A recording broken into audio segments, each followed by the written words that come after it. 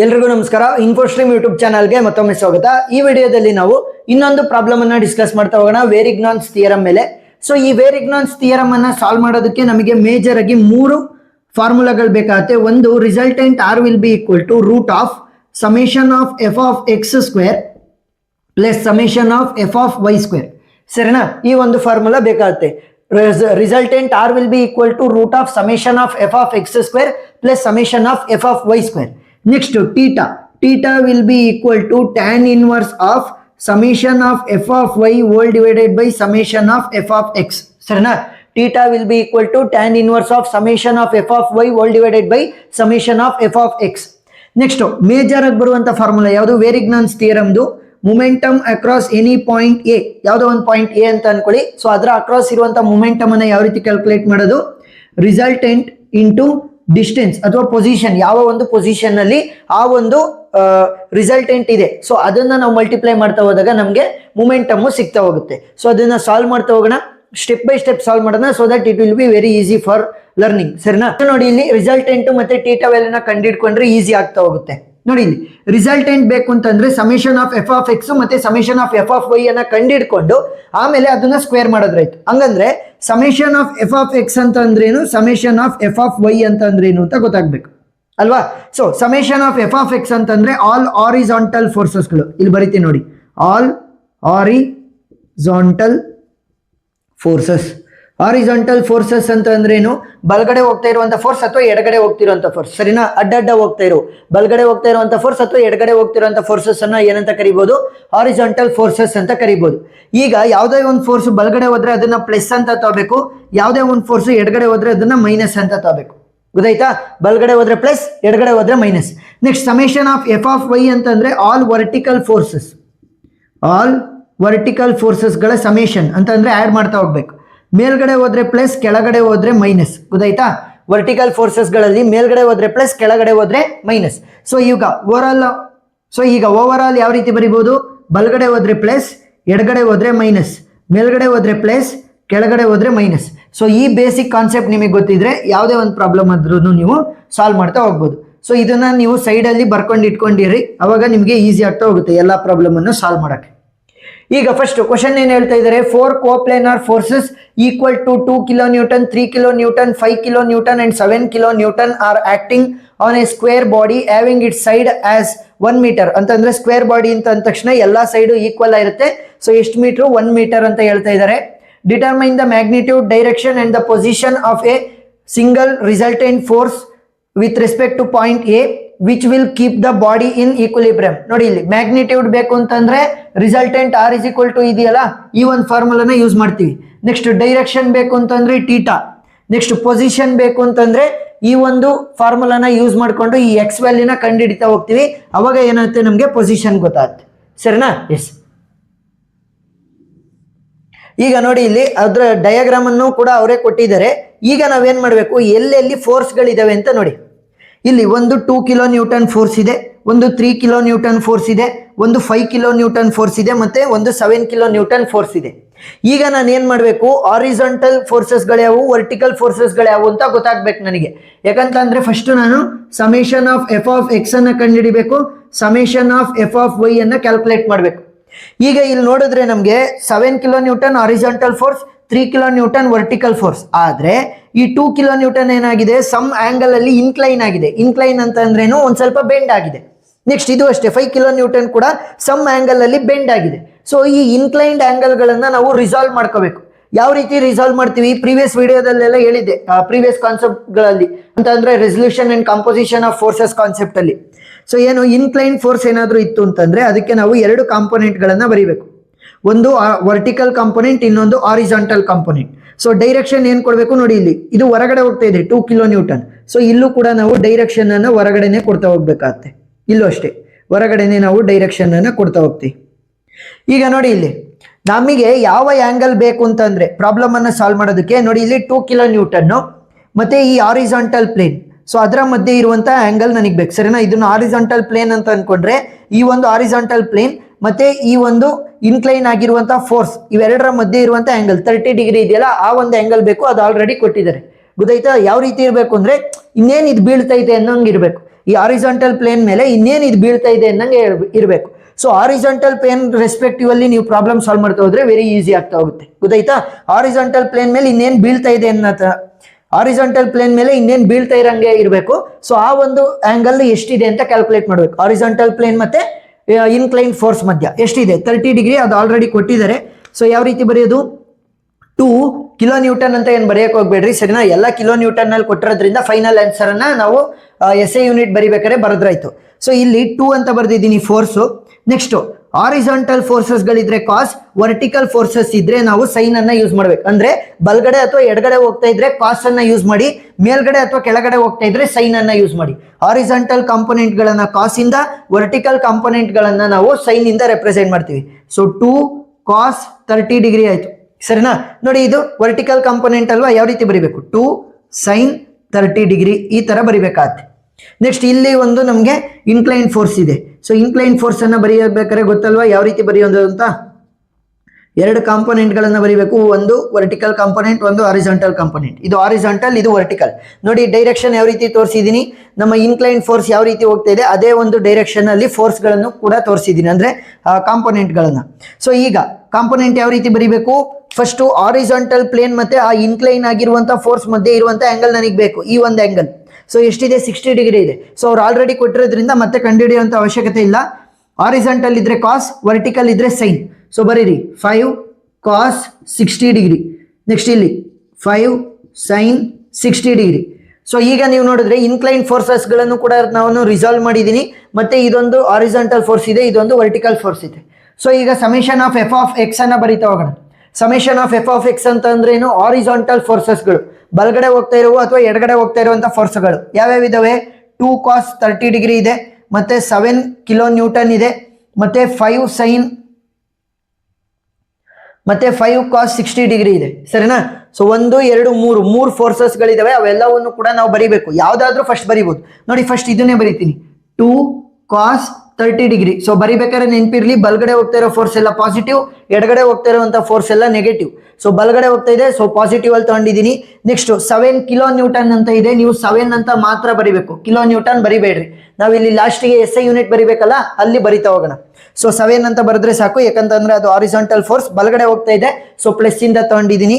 Next ಇಲ್ಲಿ ನೀವು ನೋಡಿದ್ರೆ 5 cos 60 ಡಿಗ್ರಿ ಎಡಗಡೆ ಹೋಗ್ತಾ ಇದೆ. ಸೊ ಎಡಗಡೆ ಹೋಗ್ತಾ ಇದ್ರೆ minus, so -5 cos 60 degree.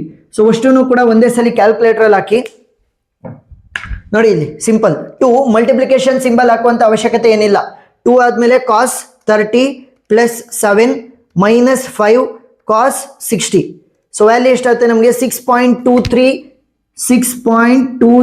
Kilo newton ಅಂತ ಬರೆದ್ರೆ ಸಾಕು, ಸರಿನಾ? Kilo newton. ಇಲ್ಲೆಲ್ಲ ಫೋರ್ಸ್ ಗಳನ್ನ ಕಿಲೋ ನ್ಯೂಟನ್ ಅಲ್ಲಿ ಕೊಟ್ಟಿರೋದ್ರಿಂದ ಕಿಲೋ ನ್ಯೂಟನ್ ಅಂತ ಬರಿಬೇಕು. Next summation of F of Y ಅಂತಂದ್ರೆ ವರ್ಟಿಕಲ್ ಫೋರ್ಸಸ್ ಗಳು.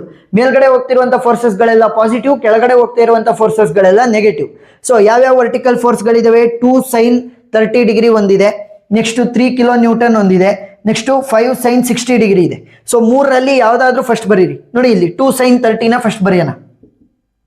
ಮೇಲ್ಗಡೆ ಹೋಗ್ತಾ ಇದೆ ಆ ಒಂದು force, so plus 2 sin 30 degree. Next 3 kilo Newton ಏನಾಗ್ತಾ ಇದೆ? ಕೆಳಗಡೆ ಹೋಗ್ತಾ ಇದೆ. ಸೊ ಕೆಳಗಡೆ ಹೋಗ್ತಾ ಇದ್ರೆ -3 ಅಂತ ಬರೆದ್ರೆ ಸಾಕು. ನೆಕ್ಸ್ಟ್ 5 sin 60 ಡಿಗ್ರಿ ಮೇಲ್ಗಡೆ ಹೋಗ್ತಾ ಇದೆ. ಸೊ ಪ್ಲಸ್ 5 sin 60 ಡಿಗ್ರಿ, ಸರಿನಾ? ಈ ತರ ಬರೀತಾ ಹೋಗ್ಬೇಕು. ಸೊ ಅಷ್ಟನ್ನು ಕೂಡ ಒಂದೇ ಸಲ ಕ್ಯಾಲ್ಕುಲೇಟರ್ ಹಾಕಿ 2 sin 30 -3 plus 5 sin 60. So value ಎಷ್ಟು ಬರುತ್ತೆ ನಮಗೆ? Summation of F of y is equal to 2.33 kilo newton. So kilo newton ಅಂತ ಬರೆಯೋದನ್ನ ಮರಿಬೇಡಿ. ಈಗ ನನಗೆ summation of F of x value ಗೊತ್ತಾಯಿತು, summation of F of y value ಗೊತ್ತಾಗಿದೆ. ಸೊ ಈಗ ರಿಸಲ್ಟೆಂಟ್ ಅನ್ನ ಕಂಡುಹಿಡಿಬಹುದಾ? ನೋಡಿ ರಿಸಲ್ಟೆಂಟಿನ ಮ್ಯಾಗ್ನಿಟ್ಯೂಡ್ ಅನ್ನ ಕಂಡುಹಿಡಿಯಿರಿ ಅಂತ ಹೇಳಿದ್ದಾರೆ. So resultant R will be equal to root of summation of F of x square plus summation of F of y square. So R value will be equal to root of summation of F of x value ಎಷ್ಟಿದೆ ನಮಗೆ? 6.23 whole square ಅಂತ ಹಾಕಿ, plus summation of F of y value ಎಷ್ಟಿದೆ? 2.33 whole square. So resultant R will be equal to root of, so ಅಷ್ಟನ್ನು ಕೂಡ ಒಂದೇ ಸಲ calculator ಅಲ್ಲಿ ಹಾಕಿ. ಇಲ್ಲಿ ಯಾವ ರೀತಿ? 6.23 whole power 2 plus 2.33 whole power 2. So value ಎಷ್ಟು ಬರುತ್ತೆ ನಮಗೆ? 44.2418 ಬರ್ತಾ ಹೋಗುತ್ತೆ. So resultant R will be equal to root ಅನ್ನ ಹಾಕಿ So root of 44.2418. So value will be 6.65 kilonewton. So ಇಲ್ಲಿ ಕಿಲೋ ನ್ಯೂಟನ್ ಅಲ್ಲಿ ನಮಗೆ ಫೋರ್ಸಸ್ ಗಳನ್ನ ಕೊಟ್ಟಿರೋದ್ರಿಂದ ರಿಸಲ್ಟೆಂಟ್ ಕೂಡ ನಮಗೆ ಕಿಲೋ ನ್ಯೂಟನ್ ಅಲ್ಲೇ ಬರ್ತಾ ಹೋಗುತ್ತೆ. ನೆಕ್ಸ್ಟ್ ಏನ್ ಕ್ಯಾಲ್ಕುಲೇಟ್ ಮಾಡಬೇಕು ನಾವು ಟೀಟಾ. ಟೀಟಾ ಅಂತಂದ್ರೆ ಏನು, ಡೈರೆಕ್ಷನ್ ಅಂತ ಅರ್ಥ. So theta will be equal to tan inverse of summation of f of y whole divided by summation of f of x. So theta will be equal to tan inverse of summation of f of y value ಎಷ್ಟಿದೆ ನಮಗೆ 2.33 kilo newton ಅಂತ ಏನು ಬರೆಯಕ್ಕೆ ಹೋಗ್ಬೇಡ್ರಿ, whole divided by summation of f of x value ಎಷ್ಟಿದೆ ನಮಗೆ 6.23. So ಎರಡನ್ನೂ ಕೂಡ divide ಮಾಡಿ 2.33 whole divided by 6.23. So value ಎಷ್ಟು ಬರುತ್ತೆ 0.373 ಬರ್ತಾ ಹೋಗುತ್ತೆ. So theta will be equal to tan inverse of 0.373 ಸಾಕು, ಸರಿನಾ. ಡೆಸಿಮಲ್ ಆದಮೇಲೆ ಅಂತಂದರೆ ಪಾಯಿಂಟ್ ಆದಮೇಲೆ 3 ವ್ಯಾಲ್ಯೂ ಸಾಕು. ಸೊ ಟ್ಯಾನ್ ಇನ್ವರ್ಸ್ ಬರ್ಸೋದು ಯಾವ ರೀತಿ, ಸಿಂಪಲ್, ಶಿಫ್ಟನ್ನು ಪ್ರೆಸ್ ಮಾಡಿ ಟ್ಯಾನನ್ನು ಪ್ರೆಸ್ ಮಾಡಿ ಟ್ಯಾನ್ ಇನ್ವರ್ಸ್ ಬರುತ್ತೆ. ಏನು, ಫಸ್ಟ್ ಶಿಫ್ಟು ಆಮೇಲೆ ಟ್ಯಾನನ್ನು ಪ್ರೆಸ್ ಮಾಡಿದ್ರೆ ಟ್ಯಾನ್ ಇನ್ವರ್ಸ್ ಬಂತು. ಮತ್ತೆ ಮಲ್ಟಿಪ್ಲಿಕೇಶನ್ ಸಿಂಬಲ್ ಏನು ಹಾಕುವಂಥ ಅವಶ್ಯಕತೆ ಇಲ್ಲ, ಟ್ಯಾನ್ ಇನ್ವರ್ಸ್ ಅಂತ ಬಂದಿರುತ್ತಲ್ಲ ಅದ್ರ ಮುಂದೆ 0.373 ಅಂತ ಪ್ರೆಸ್ ಮಾಡಿ. ಸೊ ನಿಮಗೆ ವ್ಯಾಲ್ಯೂ ಬರ್ತಾ ಹೋಗುತ್ತೆ ಎಷ್ಟು, 20.45. So theta value is equal to 20.45 degree, ಸರಿನಾ. ಸೊ ಡೈರೆಕ್ಷನ್ ಏನು 20.45 ಡಿಗ್ರಿ, ರಿಸಲ್ಟೆಂಟ್ ಎಷ್ಟಿದೆ ನಮಗೆ 6.65 ಕಿಲೋ ನ್ಯೂಟನ್. ನೆಕ್ಸ್ಟ್ ಪೊಸಿಷನ್ ಬೇಕು. ಸೊ ಪೊಸಿಷನ್ ಬೇಕು ಅಂತಂದ್ರೆ ಪೊಸಿಷನ್ ವ್ಯಾಲ್ಯೂ ಇದು ಎಕ್ಸ್, ಗೊತ್ತಾಯ್ತಾ. So moment across point A ಅಥವಾ ಯಾವುದೋ ಒಂದು ಪಾಯಿಂಟ್ ಅನ್ನು ನಾವು ರೆಫರೆನ್ಸ್ ಆಗಿ ತಗೊಂಡು ಸೊ ಆ ಒಂದು ಪಾಯಿಂಟ್ ಅಕ್ರಾಸ್ ಇರುವಂತ ಮೊಮೆಂಟಮ್ ಅನ್ನ ಕ್ಯಾಲ್ಕುಲೇಟ್ ಮಾಡಿ ಆಮೇಲೆ ನಮಗೆ ರಿಸಲ್ಟೆಂಟ್ ವ್ಯಾಲ್ಯೂ ಆಲ್ರೆಡಿ ಗೊತ್ತಿದೆ. ಸೊ ಅವು ಎರಡು ವ್ಯಾಲ್ಯೂಗಳನ್ನ ಇಟ್ಕೊಂಡು ನಾವು ಪೊಸಿಷನ್ ಅನ್ನ ಕಂಡುಹಿಡಿಬೇಕು. ಸೊ ಇದನ್ನ ಅಳಿಸ್ತಾ ಹೋಗ್ತೀನಿ, ಒಂದು screen shot ತಕೊಳ್ಳಿ.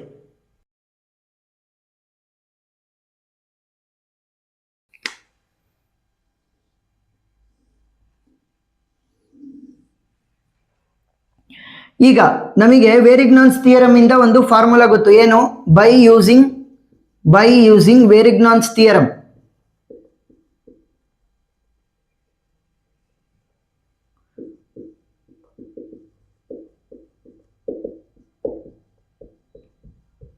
So Varignon's theorem ಏನ್ ಹೇಳುತ್ತೆ, moment across some point a will be equal to resultant into position x.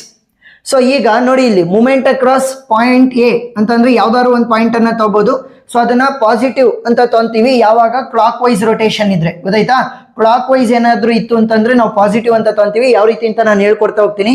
So resultant R value already ಗೊತ್ತಿದೆ, ಮೂಮೆಂಟ್ ಅಕ್ರಾಸ್ ಪಾಯಿಂಟ್ ಎ ಅನ್ನ ಕಂಡುಹಿಡ್ಕೊಳ್ಳೋಣ so that it will be easier for us to find the position, ಸರಿನಾ. First moment across point a ಅನ್ನ ಯಾವ ರೀತಿ calculate ಮಾಡೋದು ಅಂತ ಹೇಳ್ಕೊಡ್ತಾ ಹೋಗ್ತೀನಿ ನೋಡಿ. ಇಲ್ಲೇ ಒಂದು ಮೂಮೆಂಟ್ ಅಕ್ರಾಸ್ ಪಾಯಿಂಟ್ ಎ ಅಂತ ಇದೆ. ಸೊ ಎ ಪಾಯಿಂಟ್ ಅಲ್ಲೇ ಕ್ಯಾಲ್ಕುಲೇಟ್ ಮಾಡೋದು. ನೀವು ಬಿ ಗಾದ್ರೂ ಆಯ್ತು, ಸಿ ಗಾದ್ರೂ ಆಯ್ತು, ಡಿ ಗಾದ್ರೂ ಆಯ್ತು, ಯಾವ್ದಕ್ಕಾದ್ರೂ ಕ್ಯಾಲ್ಕುಲೇಟ್ ಮಾಡ್ಕೋಬಹುದು. ಸೊ ಈಗ ಕ್ಲಾಕ್ ವೈಸ್ ಇದ್ರೆ ಪಾಸಿಟಿವ್ ಅಂತ ತಗೊಳ್ಳೋಣ.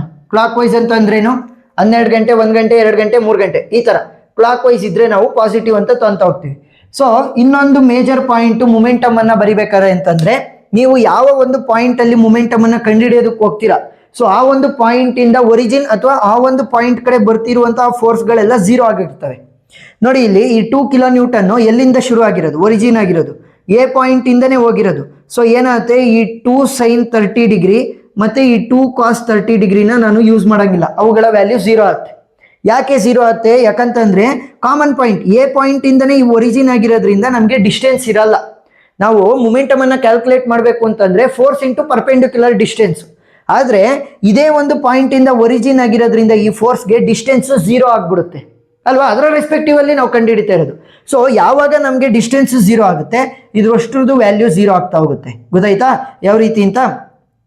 ಈ ಒಂದು ಪಾಯಿಂಟ್ಗೆ ನಾವು ಮೊಮೆಂಟಮ್ ಅನ್ನು ಅಪ್ಲೈ ಮಾಡ್ತಾ ಇದೀವಿ ಅಂತಂದ್ರೆ, ಸೊ ಅವಾಗ ಏನಾಗುತ್ತೆ, ಆ ಒಂದು ಪಾಯಿಂಟ್ ಮುಖಾಂತರ ಹರಿತಾ ಇರುವಂತ ಎಲ್ಲಾ ಫೋರ್ಸ್ಗಳ ವ್ಯಾಲ್ಯೂ ನಮಗೆ 0 ಆಗುತ್ತೆ, ಸರಿನಾ. ಸೊ ಈಗ ಇದು ಈ 2 ಕಿಲೋ ನ್ಯೂಟನ್ ಇಲ್ಲಿಂದ ಶುರು ಆಗಿರೋದು ಎ ಪಾಯಿಂಟ್ ಇಂದ. ಸೊ ಅದರ ವ್ಯಾಲ್ಯೂ 0 ಆಗುತ್ತೆ ಅಂತಂದ್ರೆ ಅದರ ವರ್ಟಿಕಲ್ ಕಾಂಪೊನೆಂಟ್ ಮತ್ತೆ ಹಾರಿಜಾಂಟಲ್ ಕಾಂಪೊನೆಂಟ್ ವ್ಯಾಲ್ಯೂ 0 ಆಗುತ್ತೆ. ಅದನ್ನ ಯೂಸ್ ಮಾಡುವಂತ ಅವಶ್ಯಕತೆ ಇಲ್ಲ.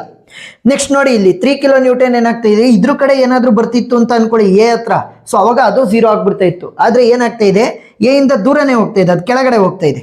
ಸೊ ಈಗ ಕ್ಯಾಲ್ಕುಲೇಟ್ ಮಾಡೋದು ಯಾವ ರೀತಿ, ಸಿಂಪಲ್ ನೋಡಿ, ಎಗೆ ನಿಮ್ಮ ತಂಬನ್ನ ಇಡಿ, ನೆಕ್ಸ್ಟ್ ಇದ್ರ ಡೈರೆಕ್ಷನ್ ಅನ್ನ ನೋಡ್ತಾ ಹೋಗಿ. 3 ಕಿಲೋ ನ್ಯೂಟನ್ ಯಾವ ರೀತಿ ಹೋಗ್ತಾ ಇದೆ, ಕೆಳಗಡೆ ಹೋಗ್ತಾ ಇದೆ ನೋಡಿ, ಕೆಳಗಡೆ. ಸೊ ನನ್ನ ಕೈ ಯಾವ ರೀತಿ ತಿರುಗ್ತಾ ಇದೆ, clockwise anticlockwise, ನೋಡಿ ಕ್ಲಾಕ್ ವೈಸ್ ತಿರುಗ್ತಾ ಇದೆ. 12 ಗಂಟೆ, 1 ಗಂಟೆ, 2 ಗಂಟೆ, ಆ ಥರ ಕ್ಲಾಕ್ ವೈಸ್ ತಿರುಗ್ತಾ ಇದೆ ನೋಡಿ. ಇಲ್ಲಿ ಇಲ್ಲಿ ಬೆಳ್ಳಿಟ್ಟು ಹಿಂಗಂದ್ರೆ ಕ್ಲಾಕ್ ವೈಸ್ ನಂದು ತಿರುಗ್ತಾ ಇರೋದು ಕೈ. ಸೊ ಏನು ಮಾಡ್ಬೋದು, ಪ್ಲಸ್ ಇಂದ ತಗೊಳ್ಬೋದು. ಕ್ಲಾಕ್ ವೈಸ್ ಆದರೆ ಪ್ಲಸ್. ಸೊ ಪ್ಲಸ್ ಅನ್ನು ಬರೆಯುವಂಥ ಅವಶ್ಯಕತೆ ಇಲ್ಲ. ಫೋರ್ಸ್ ಎಷ್ಟಿದೆ ನಮಗೆ 3 ಅಂತ ಇದೆ. ಕಿಲೋ ನ್ಯೂಟನ್ ಬರೆಯೋಕೆ ಹೋಗ್ಬೇಡ್ರಿ, ಆಮೇಲೆ ಬರಿತಾ ಹೋಗೋಣ. SI ಯೂನಿಟ್ ಬರಿಬೇಕಾರೆ 3 ಇಂಟು ಡಿಸ್ಟೆನ್ಸು ಎ ಇಂದ ಈ ಒಂದು ಫೋರ್ಸ್ ಮಧ್ಯೆ ಇರುವಂಥ ಡಿಸ್ಟೆನ್ಸ್, ಎ ಇಂದ ಈ ಒಂದು ಪಾಯಿಂಟ್ ಮಧ್ಯೆ ಇರುವಂಥ ಎ ಇಂದ ಈ ಒಂದು ಫೋರ್ಸ್ ಮಧ್ಯೆ ಇರುವಂಥ ಡಿಸ್ಟೆನ್ಸ್ ಎಷ್ಟಿದೆ ನಮಗೆ 1 ಮೀಟರ್ ಅಲ್ವಾ. ಕೊಟ್ಟಿರೋದೊಂದು ಸ್ಕ್ವೇರ್ ಆಗಿರೋದ್ರಿಂದ ಅದ್ರದ್ದು ಎಲ್ಲ ಸೈಡ್ ಈಕ್ವಲ್ ಆಗಿರುತ್ತೆ. 1 ಮೀಟರ್ ಅಂತ ಅವ್ರು ಆಲ್ರೆಡಿ ಕೊಟ್ಟಿದ್ದಾರೆ. ಸೊ 1 ಮೀಟರ್ ಅಂತ ಬಂದಾಗ 3 ಇಂಟು 1 ಅಂತ ಅಂದ್ರೆ ಏನು, ಫೋರ್ಸ್ ಇಂಟು ಪರ್ಪೆಂಡಿಕ್ಯುಲರ್ ಡಿಸ್ಟೆನ್ಸ್ ಆ ಥರ. ನೆಕ್ಸ್ಟ್ ಇನ್ ಯಾವ ಫೋರ್ಸ್ ಇದೆ, 7 ಕಿಲೋ ನ್ಯೂಟನ್ ಇದೆ. ಸೊ 7 ಕಿಲೋ ನ್ಯೂಟನ್ ಯಾವುದಾದ್ರೂ ಫಸ್ಟ್ ತಗೋಬಹುದು. ಹೇಗೆ ಬೆಳ್ಳಿಡಿ ನೋಡಿ, ಇಲ್ಲಿ 7 ಕಿಲೋ ನ್ಯೂಟನ್ ಯಾವ್ದು ರೀತಿ ಹೋಗ್ತಾ ಇದೆ, ಈ ಥರ ಹೋಗ್ತಾ ಇದೆ. ಅದು ಯಾವ ಕಡೆ ತೋರಿಸ್ತಾ ಇದೆ ಆ ಥರ ನೀವು ಕೈಯನ್ನು ಹಿಂಗನ್ಬೇಕು. ಸೊ ಇವಾಗ ಏನಾಗ್ತಾ ಇದೆ, ಆಂಟಿ ಕ್ಲಾಕ್ ವೈಸ್ ನೋಡಿ, ಆಂಟಿ ಕ್ಲಾಕ್ ವೈಸ್ ಹೋಗ್ತಾ ಇರೋದು. ಸೊ ಆಂಟಿ ಕ್ಲಾಕ್ ವೈಸ್ ಹೋಗ್ತಾ ಇದೆ ಅಂತಂದ್ರೆ -7 ಇಂಟು ಡಿಸ್ಟೆನ್ಸ್ ಎಷ್ಟಿದೆ, ಪಾಯಿಂಟ್ ಎ ಇಂದ ನಮ್ಮ 7 ಕಿಲೋ ನ್ಯೂಟನ್ ಫೋರ್ಸ್ಗೆ ನೋಡಿ, ಇಲ್ಲಿ ಇದ್ರ ಮಧ್ಯನೂ ಕೂಡ ನಮಗೆ 1 ಮೀಟರೇ ಡಿಸ್ಟೆನ್ಸ್ ಇರುತ್ತೆ. So into 1. ನೆಕ್ಸ್ಟ್ ಇನ್ಯಾವಿದಾವೆ, ನೆಕ್ಸ್ಟ್ ಈ 2 ಫೋರ್ಸ್ಗಳಿದಾವೆ. ಸೊ ಈ 2 ಫೋರ್ಸ್ಗಳು ಇಲ್ಲಿಗೆ ತಗೊಂಬಂದು ನಿಲ್ಸ್ದಂಗೆ, ಸರಿನಾ. ನೀವು ಇಲ್ಲಾದ್ರೂ ಬರಿಬೋದು, ಇಲ್ಲಾದ್ರೂ ಬರಿಬೋದು, ಅದೊಂಥರ ಫೋರ್ಸ್ ಟ್ರಾವೆಲ್ ಆದಂಗೆ ಅಷ್ಟೇ. ಸೊ ಈಗ 5 cos 60 ಡಿಗ್ರಿ ಏನಾಗ್ತಾ ಇದೆ ನೋಡಿ, 5 cos 60 ಡಿಗ್ರಿ ಈ ಕಡೆ ಬರ್ತಾ ಇದೆ. ಸೊ ಈ ಕಡೆ ಬರ್ತಾ ಇದೆ ಅಂತಂದ್ರೆ ಏನಾಯ್ತು, ಕ್ಲಾಕ್ ವೈಸ್ ರೊಟೇಷನ್ ಆದಂಗೆ ಆಯ್ತು, ಪಾಯಿಂಟ್ ಎ ರೆಸ್ಪೆಕ್ಟಿವ್ ಅಲ್ಲಿ. ಸೊ ಕ್ಲಾಕ್ ವೈಸ್ ರೊಟೇಷನ್ ಅಂತ ಅಂದ್ರೆ ಪ್ಲಸ್ ಇಂದ ತಗೋಬೇಕು. ಸೊ ಪ್ಲಸ್ ವ್ಯಾಲ್ಯೂ ಎಷ್ಟಿದೆ, 5 cos 60 degree into perpendicular distance ಏನೋ ನಾನು ಹೇಳಿದ್ದೀನಿ, ಈ ಒಂದು ಪಾಯಿಂಟ್ ಇಲ್ಲಿಂದ ಇಲ್ಲಿಗೆ ಬಂದು ನಿಂತ್ಕೊಳುತ್ತೆ ಆ ಥರ. ಸೊ ನೀವು ಹಾರಿಜಾಂಟಲ್ ಕಾಂಪೊನೆಂಟ್ ಈ ಒಂದು ಜಾಗದಲ್ಲಾದ್ರೂ ಬರಿತಾ ಹೋಗ್ಬೋದು. ಸೊ ಡಿಸ್ಟೆನ್ಸ್ ಯಾವತ್ತಿದ್ರೂ ಕೂಡ ನಾವು ಇಲ್ಲಿಗೆ ಕ್ಯಾಲ್ಕುಲೇಟ್ ಮಾಡಬೇಕು. ಸೊ ಎಷ್ಟಿರುತ್ತೆ ಡಿಸ್ಟೆನ್ಸು, 1 ಮೀಟರ್ ಡಿಸ್ಟೆನ್ಸ್ ಇರುತ್ತೆ. ಯಾಕಂದರೆ ನೋಡಿ, ಇಲ್ಲಿ ಈ ಥರ ಫ್ಲೋ ಆಗ್ತಾ ಬಂದ್ಬಿಟ್ಟು 5 cos 60 ಡಿಗ್ರಿ ಇಲ್ಲಿಗೆ ಬರ್ತಾ ಹೋಗುತ್ತೆ. ಅವಾಗ ಏನಾಗುತ್ತೆ, 1 ಮೀಟರ್ ಡಿಸ್ಟೆನ್ಸೇ ಆಗುತ್ತೆ. ಗೊತ್ತಾಯ್ತಾ ಯಾವ ರೀತಿ ಅಂತ. ಈ 5 cos 60 ಡಿಗ್ರಿ ಇದೆಯಲ್ಲ, ನಾನು ಇಲ್ಲಾದ್ರೂ ಬರಿಬೋದಿತ್ತು, ಯಾಕಂದರೆ ಈ 5 ಕಿಲೋ ನ್ಯೂಟನ್ ಈ ಥರ ಪಾಸ್ ಆಗ್ತಾ ಇರುತ್ತೆ. ಸೊ ಆ ಥರ ನೀವು ರೆಸ್ಪೆಕ್ಟಿವ್ ಅಲ್ಲಿ ನೋಡ್ತಾ ಹೋದ್ರೆ 5 cos 60 ಡಿಗ್ರಿನೂ ಕೂಡ ಈ ಥರ ಪಾಸ್ ಆಗುತ್ತಲ್ವ ಲೆಫ್ಟ್ ಸೈಡು. ಸೊ ಈ ಒಂದು ಪೊಸಿಷನಿಗೆ ಬಂತು ಅಂತಂದ್ರೆ 1 ಮೀಟರ್ ಡಿಸ್ಟೆನ್ಸೇ ಇರುತ್ತೆ. ಒಂದೆರಡು ಪ್ರಾಬ್ಲಮನ್ನು ಸಾಲ್ವ್ ಮಾಡಿದಾಗ ಕ್ಲಿಯರ್ ಆಗ್ತಾ ಹೋಗುತ್ತೆ. So 1 metre distance.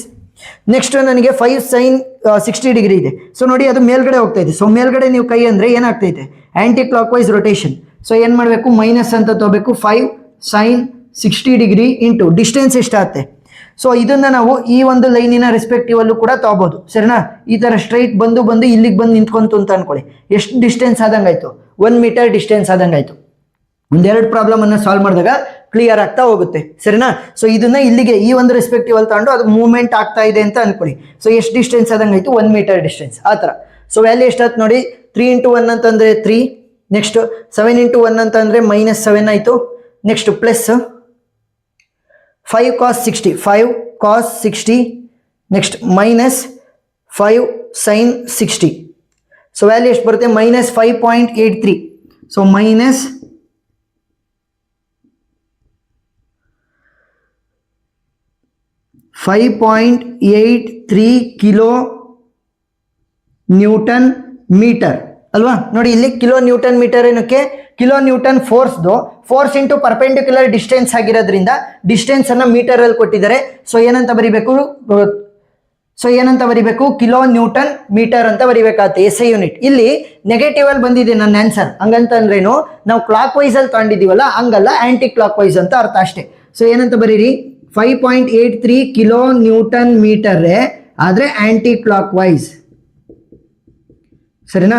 Aunty clock wise ಅಂತ ಬರೆದ್ರೆ ಆಯ್ತು. ಆ ನೆಗೆಟಿವ್ ಅನ್ನ ತೆಗೆದುಬಿಟ್ಟು ಆಂಟಿ ಕ್ಲಾಕ್ ವೈಸ್ ಅಂತ ಬರೀರಿ, ಆನ್ಸರ್ ಸಿಗ್ತಾ ಹೋಗುತ್ತೆ. ಸೊ ಈಗ ನನಗೆ ಮೂಮೆಂಟ್ ಅಕ್ರಾಸ್ ಪಾಯಿಂಟ್ ಎ ಸಿಕ್ಕಿದೆ, ರಿಸಲ್ಟೆಂಟ್ ಆರ್ ವ್ಯಾಲ್ಯೂ ಆಲ್ರೆಡಿ ಕಂಡುಹಿಡಿದಿದ್ದೀನಿ. ಸೊ ಎಕ್ಸ್ ವ್ಯಾಲ್ಯೂನ ಕ್ಯಾಲ್ಕುಲೇಟ್ ಮಾಡ್ಬೋದು. So therefore moment across point a will be equal to R into x. So moment across a whole divided by resultant R will be equal to x ಅಲ್ವಾ. So ಈಗ moment across point a value ಎಷ್ಟು ಬಂದಿದೆ ನಮಗೆ, 5.83 kilo newton metre whole divided by resultant value ಎಷ್ಟು ಬಂದಿದೆ ನಮಗೆ, 6.65 kilo newton ಅಂತ ಬಂದಿದೆ. Kilo newton cancel. So value ಎಷ್ಟಾಗುತ್ತೆ ನಮಗೆ, 5.83 whole divided by 6.65. So value is 0.87 meter, ಸರಿನಾ. ಸೊ 0.87 ಮೀಟರ್, ಇಲ್ಲಿ ಮೀಟರ್ ಉಳ್ಕಂತಲ್ವಾ, 0.87 meter is the x value ಅಂತ ಅಂದ್ರೆ ಪೊಸಿಷನ್ ಅನ್ನ ಕಂಡುಹಿಡಿದಿದ್ವಿ. ಸೊ ಈ ತರ ನೀವು ಸ್ಟೆಪ್ ಬೈ ಸ್ಟೆಪ್ ಬರಿತಾ ಹೋದಾಗ ನಿಮಗೆ ಫುಲ್ ಅಂಡ್ ಫುಲ್ ಮಾರ್ಕ್ಸ್ ಅನ್ನ ಕೊಡ್ತಾ ಹೋಗ್ತಾರೆ. ಎಕ್ಸ್ಟ್ರಾ ಪ್ರಾಬ್ಲಮ್ಗಳ ವಿಡಿಯೋ ಲಿಂಕ್ ಅನ್ನ ನಾನು ಡಿಸ್ಕ್ರಿಪ್ಷನ್ ಅಲ್ಲಿ ಕೊಟ್ಟಿರ್ತೀನಿ, ನೀವು ನೋಡ್ಬೋದು. ಏನೇ ಡೌಟ್ ಇದ್ರೂ ಕೂಡ ಕಮೆಂಟ್ ಸೆಕ್ಷನ್ ಅಲ್ಲಿ ತಿಳಿಸಿ, ನಾನು ಕ್ಲಾರಿಫೈ ಮಾಡ್ತೀನಿ. ಸೊ ವಿಡಿಯೋ ಇಷ್ಟ ಆಗಿದ್ರೆ ಸಬ್ಸ್ಕ್ರೈಬ್ ಮಾಡ್ಕೊಂಡು ಸಪೋರ್ಟ್ ಮಾಡೋದನ್ನ ಮರಿಬೇಡಿ. Thank you for watching.